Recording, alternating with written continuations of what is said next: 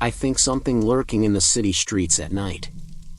Every time I hear someone tell a creepy story, they usually talk about forgotten places in the middle of fuck knows nowhere or quiet, small towns where the most exciting event that usually happen is when little Timmy's first milk tooth falls off. I live in one of the most important cities in Europe, so the idea of a Wendigo coming out of the woods to maul my flesh and bones isn't exactly the first thing that comes to mind when it comes to the dangers of city life. I know for experience that people are much more dangerous, or so I thought. I was returning home after a day studying at my university. I stopped at a bar to have a drink with a couple of friends, so it had gotten late, middle of the night type of late. At a decent enough hour I would have taken the bus, but when it gets dark a lot of unpleasant individuals tend to get on board, if you catch my drift. I live close to where I was, so I decided to walk home. After walking for a while I heard a soft meow. I thought it was a small kitten who got lost. I saw a lot of lost pets poster around the city, so at the moment it seemed worth checking out. When I turned the corner, however, I froze in shock only to hide back behind the wall. A group of kids, around 15 or 17, some were even younger, were surrounding an old man in a clearly hostile way, pushing him around, mocking him. I know this might sound selfish, and it is, but I decided that the best course of action in this case was to get away as fast as possible without getting notice.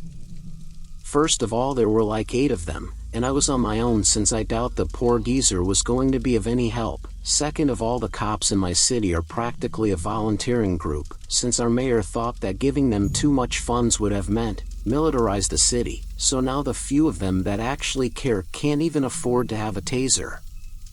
If you knew the circumstances, I'm sure you would have done the same. Suddenly that ancient fossil of a man yelled something to one of the kids in what I assumed was an old regional dialect, since a lot of old folks still refuse to speak our country's current language. One of those little shits decked him hard in the face. I think a bone broke on impact, and it definitely wasn't the kid's knuckles. I prayed they left so I could at least call him an ambulance, but they weren't satisfied. It was like watching a pack of wolves preying on a lost lamb, and if I made a sound I probably would have been their next prey. As I panicked, hidden behind the street's corner, I heard meowing again, but this time it was much louder, loud enough to echo through the air around me. The beating suddenly stops. The only sound I could hear was the old man's coughing and sobbing. I peeked around the corner to see what was happening. Everyone stopped to look around. Then in a flash, one of the kids got dragged away into the dark in a matter of seconds. I could hear the crunching of bones, the tearing of flesh, and the screams of pain. Soon enough the small crowd started frantically run away in every direction. I retreated back into my hidden corner, mouth shut, ears open. A booming roaring accompanied the sounds of the slaughter.